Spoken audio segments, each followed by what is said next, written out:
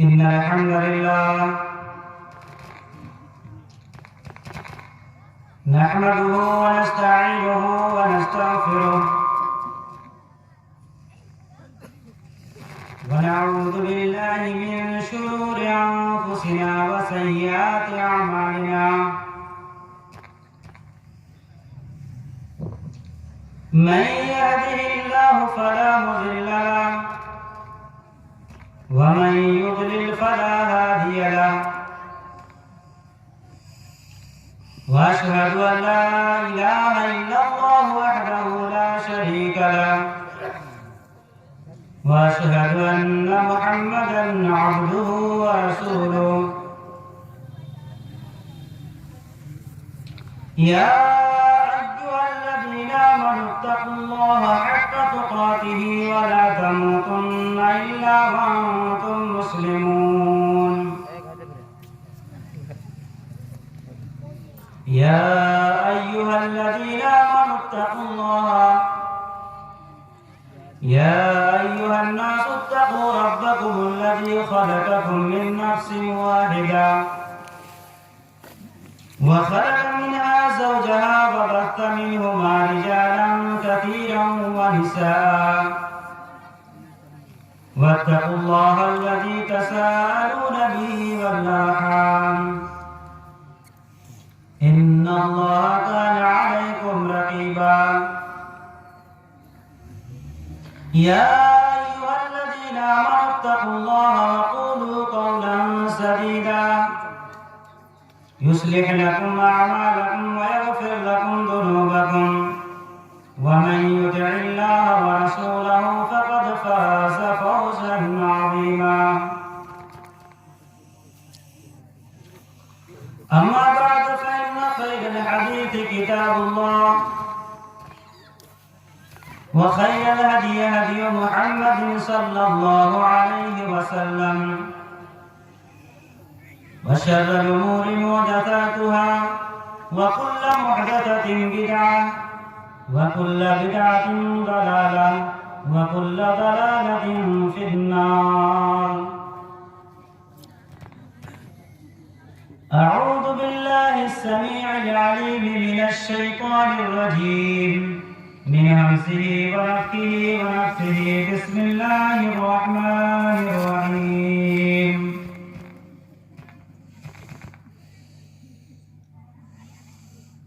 إن ينصركم الله فلا غالب لكم وإن يخذلكم فمن ذا الذي ينصركم من بعده وعلى الله فليتوكل المتوكلون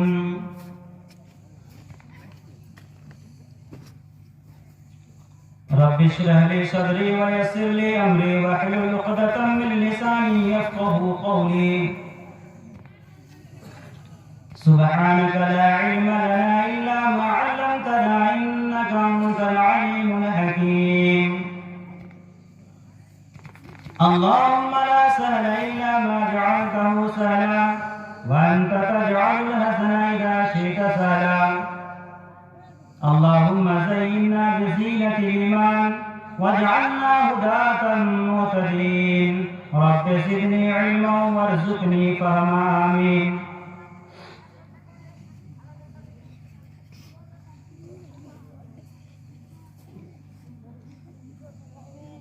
صدر محترم ناظرین جلسہ اسٹیج پر جلوہ افروز موقر علماء کرام بزرگوں اسلامی بھائیوں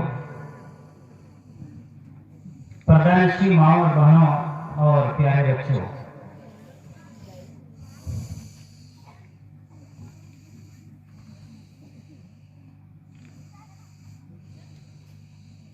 ایک مرتبہ میں اسٹارٹنگ میں شروع میں تقریر کر چکا ہوں تاہم مجھے دوبارہ بلایا گیا ہے شاید کچھ نوجوانوں کی خواہش رہی ہے ویسے میں کوئی بہت بڑا خطیب مقرر نہیں ہوں، میں ایک چھوٹا سا طالب علم ہوں۔ میں نے شروع میں جس موضوع پر گفتگو کی تھی، میں چاہتا ہوں کہ اسی موضوع کو تھوڑا آگے بڑھاؤں۔ میرے بھائیوں، ابھی 11:38 ہو رہے ہیں۔ کچھ منٹوں کے بعد ہم 2024 میں داخل ہو جائیں گے۔ اگر میں کہوں تو غلط نہیں ہوگا کہ کچھ لمحوں کے بعد، کچھ منٹوں کے بعد ہماری زندگی کی کتاب کا ایک پنہ کم ہو جائے۔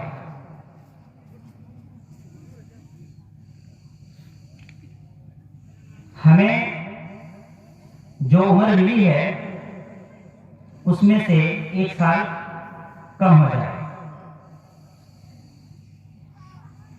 اور جب جب ہماری زندگی کی کتاب کا کوئی پنہ کم ہوتا ہے یا ہماری زندگی کا کوئی سال کم ہوتا ہے تو ہم موت کے قریب آ جاتے ہیں۔ میرے بھائیوں، اگر کسی سے کہا جائے کہ آپ آئندہ کل مرنے والے ہیں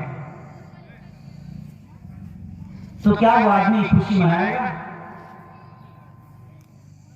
اپنے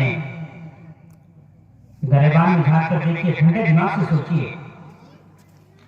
اگر کوئی آپ سے یہ کہتا ہے کہ کل آپ مر جائیں گے، کل آپ مرنے والے ہیں، تو کیا آپ اپنے گھر والوں سے کہیں گے کہ آج دیسی مرغا ذبح کرو، گوشت کھا لیں گے، اس کے بعد مریں گے؟ نہیں کہیں گے۔ سارے لوگ رونا دھونا بند کر دیں گے، آپ بھی رونا شروع کر دیں گے۔ بہرحال میرے بھائی، کہنے کا مطلب یہ ہے کہ یہ خوشی منانے کا دن نہیں ہے، اپنے گریبان میں جھانکنے کا دن ہے کہ ہماری زندگی کی کتاب کا ایک پنہ ختم ہو گیا، ہم نے اس میں کیا کیا، ہمیں جھانک کر دیکھنا چاہیے۔ بہرحال میں کہہ رہا تھا کہ عرب کے جس ماحول میں رسول اللہ صلی اللہ علیہ وسلم تشریف لائے تھے، عرب کی جس بستی میں، جس شہر میں رسول اللہ صلی اللہ علیہ وسلم پیدا ہوئے تھے،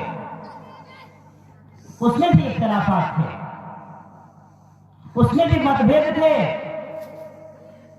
لوگ ایک دوسرے کی جانی دشمن تھے، ایک دوسرے کے خون کے پیاسے تھے، معمولی باتوں پر خون کی ندیاں بہ جاتی تھیں، خاندانی اور گروہی اختلافات مدت العمر چلتے رہتے تھے، قبیلہ کا، خاندان کا دشمن تھا۔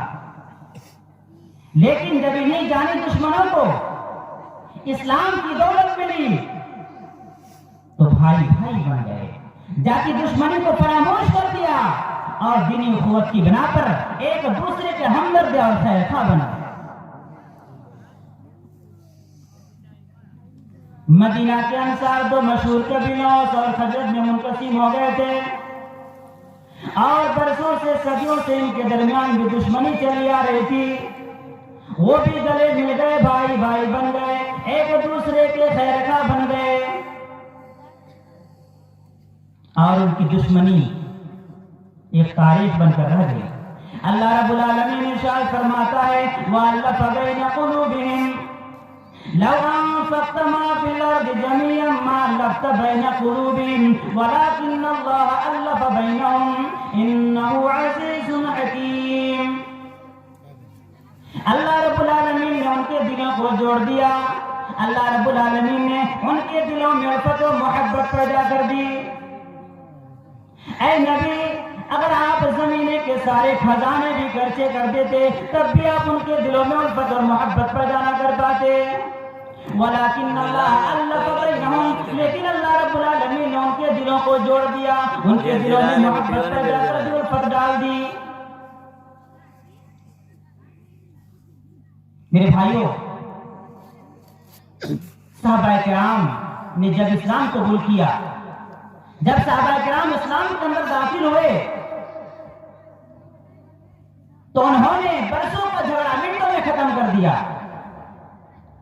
اور ہمارا حال یہ ہے کہ ہم مسلمان کے گھر پیدا ہوئے، مسلم گھرانے میں پلے بڑے، اللہ رب العالمین کے فضل و کرم سے اسلام کی دولت ہمیں برسوں سے نصیب ہے،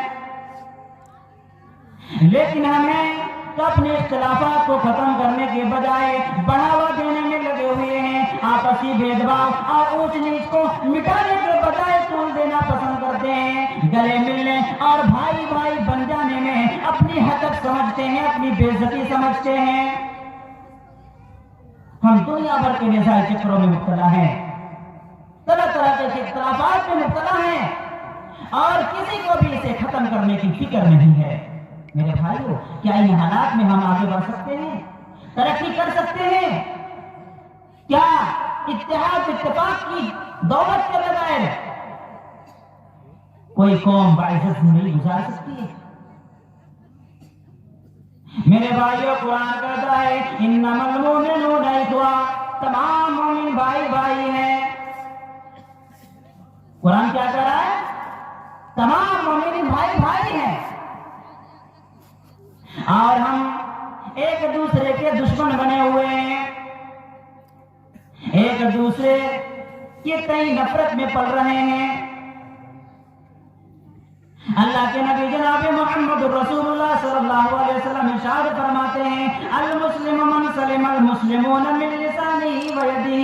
حقیقی مسلمان وہ ہے جس کی زبان اور ہاتھ سے دوسرے مسلمان محفوظ ہوں. آج مسلمانوں اپنے گریبان میں جھانک کر دیکھو، آپ کی زبان سے، آپ کے ہاتھوں سے کتنے لوگ محفوظ ہیں؟ آپ نے کتنے لوگوں کو تکلیفیں پہنچائی ہیں؟ آپ نے کتنے لوگوں کے دل چھلنے کیے ہیں؟ ایک دوسری حدیث میں اللہ کے نبی جناب محمد رسول اللہ صلی اللہ علیہ وسلم ارشاد فرماتے ہیں المسلم اخو المسلم لا يظلمه ولا يخذله ولا يحقره بحسب امرئ من الشر ان يحقر اخاه المسلم. اللہ کے نبی فرماتے ہیں کہ مسلمان مسلمان کا بھائی ہے. کیا کہا؟ مسلمان مسلمان کا بھائی ہے. بھائی کس کو کہتے ہیں؟ اگر ہم آپ سے پوچھیں کہ کیا آپ بھائی ہیں تو آپ کا جواب ہوگا نہیں، ہم بھائی نہیں ہیں. یعنی آپ یہ کہنا چاہ رہے ہیں کہ حقیقی بھائی نہیں ہے. جب حقیقی بھائی نہیں ہے تو اللہ کے رسول نے کیا کہا کہ مسلمان مسلمان کا بھائی کہنا چاہیے کہ اللہ کے رسول کو مسلم کہ مسلمان مسلمان کے بھائی کی طرح ہے. لیکن اللہ کے رسول نے ایسا نہیں کہا. جسے کہا جاتا ہے فلان کالاسد، فلان بھی شیر کی طرح ہے، یعنی شیر نہیں ہے، شیر کی طرح ہے. کس چیز میں؟ بہادری میں شیر کی طرح ہے. یہ فن بلاغت کی بات ہے کہ اگر کسی کو تشبیہ دی جاتی ہے کسی سے تو چار چیزوں کا خیال رکھا جاتا ہے: مشبہ، مشبہ بہ، وجہ شبہ، ادات تشبیہ. مشبہ کہتے ہیں جس کو تشبیہ دی جاتی ہے، اور جس کے ساتھ تشبیہ دی جاتی ہے اس کو کہتے ہیں مشبہ بہ، اور جس چیز میں تشبیہ دی جاتی ہے اس کو کہتے ہیں وجہ شبہ، اور جس چیز کے ذریعے تشبیہ دی جاتی ہے اس کو کہتے ہیں ادات تشبیہ. اور کہتے ہیں کہ فلان کا اسد، کہ فلان بھی شیر کی طرح ہے. جو طرح کا معنی ہم کر رہے ہیں اسی تشبیہ کی وجہ سے، ادات تشبیہ کی وجہ سے. یعنی کل اسد، کل کب سے لگا رہے ہیں اسی کا معنی طرح. تو اللہ کے رسول نے ایسا نہیں کہا. ایک لمبی بات ہے. تو اللہ کے رسول نے کہا کہ مسلمان مسلمان کا بھائی ہے. اللہ کے رسول کو کہنا یہ چاہیے تھا کہ مسلمان مسلمان کے بھائی کی طرح ہے، لیکن اللہ کے رسول نے مبالغہ پیدا کرنے کے لیے کہا کہ مسلمان مسلمان کا بھائی ہی ہے. یعنی جس طرح ایک بھائی کو اپنے بھائی سے برتاؤ کرنا چاہیے، یا جس طرح ایک بھائی اپنے بھائی سے برتاؤ کرتا ہے، جس طرح ایک بھائی اپنے بھائی سے سلوک کرتا ہے، اسی طرح ایک مسلمان کو دوسرے مسلمان سے برتاؤ کرنا چاہیے. کوئی بھائی اپنے بھائی کے لیے برا نہیں چاہتا. کوئی چاہتا ہے؟ कोई भाई अपने भाई पर जुल्म नहीं करता है, न जुल्म करता है, उस पर जुल्म होता हुआ देखता है। कोई भाई अपने भाई को हकीर नहीं समझता है। अल्लाह के नबी ने ये कह करके ये बताने की कोशिश की कि लोगों, जिस तरह तुम अपने भाइयों से बर्ताव करते हो, जिस तरह तुम अपने भाइयों से सलूक करते हो, उसी तरह तुम्हें एक मुसलमान से सलूक करना चाहिए। अल्लाह के नबी जनाब मोहम्मद रसूलुल्लाह सल्लल्लाहु अलैहि वसल्लम आगे फरमाते हैं, ला यज़लिमुहु, उस पर जुल्म ना करे, वला यखजुलहु, उसको जलील ना करे, रुसवा ना करे, वला यहकिरहु, उसको हकीर ना समझे। आगे फरमाया, बिहस्बि इम्रिइन मिन अश-शर्रि अन यहकिरा अखाहुल मुस्लिम, इंसान के बुरा होने के लिए यही काफी है तो अपने मुसलमान भाई को बुरा समझे। अब फैसला आपको करना है कि आप अच्छे लोगों में से या बुरे लोगों में से, ये फैसला आपको करना है कि आप अच्छे लोगों में से या बुरे लोगों में से। मेरे भाइयों, एक दूसरे हदीस में अल्लाह के नबी जनाब मोहम्मद रसूलुल्लाह सल्लल्लाहु अलैहि वसल्लम फरमाते हैं कि तमाम मुसलमान जिस्म वाहिद की तरह हैं, एक जिस्म की तरह है।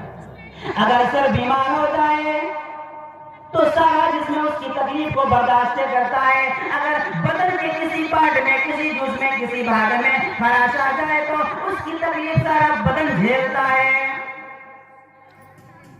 यानी अगर किसी मुसलमान को तकलीफ हो तो दूसरे मुसलमान को तकलीफ होनी चाहिए। लेकिन तकलीफ तो दूर की बात है, अगर किसी पर कोई मुसीबत आ जाती है तो हम उसके लिए बददुआ करते हैं। मेरे भाइयों, ये मुसलमान की पहचान नहीं है। मुसलमान की अलामत यह है कि अगर किसी पर मुसीबत आए तो उसका साथ दे, उसका सहारा बने।